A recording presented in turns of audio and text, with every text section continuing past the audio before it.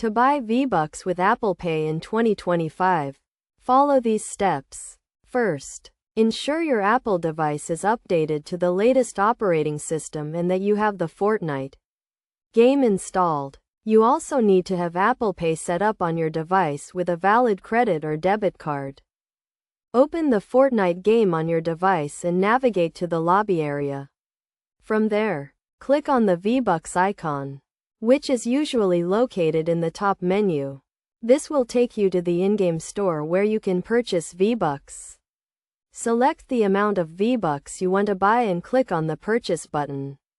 You will be prompted to choose your payment method, at which point you should select Apple Pay.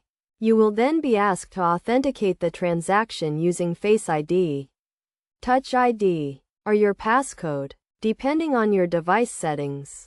Once you have authenticated, the transaction will be processed and the V-Bucks will be added to your account. It is essential to note that you must be at least 13 years old to make purchases in Fortnite. And you should always ask for parental permission if you are under 18. Additionally, be cautious when making in-game purchases and ensure you are buying from the official in-game store. To avoid scams, by following these steps, you can easily buy V-Bucks with Apple Pay in 2025.